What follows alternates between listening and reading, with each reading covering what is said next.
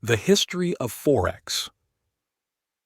In the past, the value of goods and services were expressed in terms of other goods. This exchange system was called the barter system. The first coins to be used as a medium of exchange were made from gold and silver.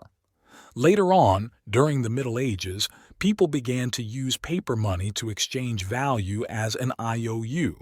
However, the foreign exchange industry itself is the newest of the financial markets.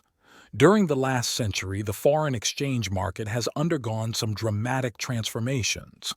Prior to World War I, central banks supported their currencies through convertibility to gold. Paper money could be converted into gold on request to the bank. Since it was not likely that all holders of paper money would request gold at the same time, banks only needed to keep a determined amount of gold on hand in order to handle normal exchange requests, gold reserves. And so, the amount of money outstanding was increased relative to the amount of actual gold the bank has on hand. As a result, during times of crisis, when the confidence of the financial system was low, banks experienced a run on the bank. This was when a large amount of currency holders requested conversion into gold at the same time, especially if it was more gold than the bank had on hand. In 1944, foreign exchange controls were introduced in a bid to control the forces of supply and demand, with the intention of structuring the world economic system in a way that would stabilize the volatile foreign exchange markets.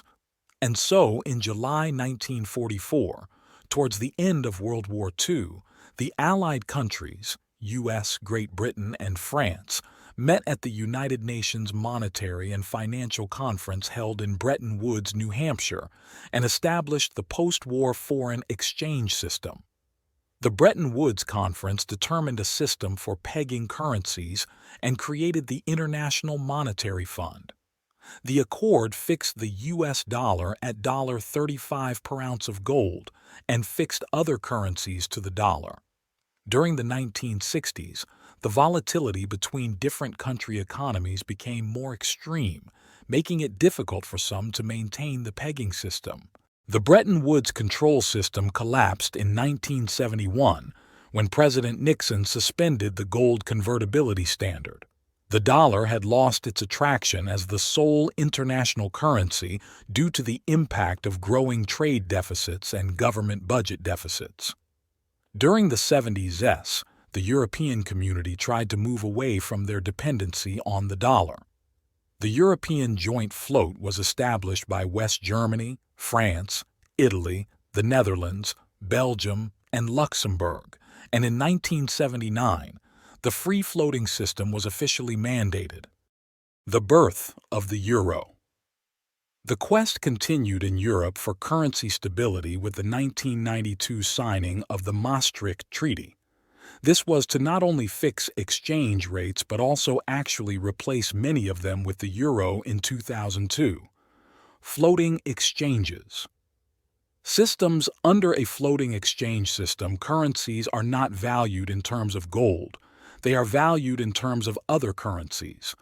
In the early 20th century, two world wars brought about social upheavals, rapid inflation, and the destruction of the setting which made the gold standard operable.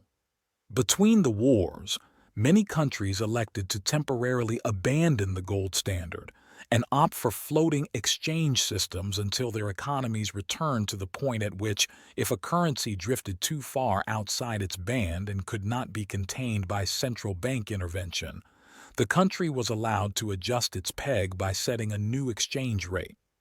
With the instability brought about by the Vietnam War, central banks finally began to convert their dollars to gold.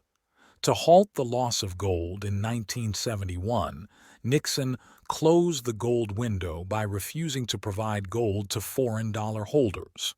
In 1974, the Bretton Woods system of adjustable pegs was officially abandoned, and the subsequent Jamaica Agreement basically allowed the presence of any exchange system a country chose to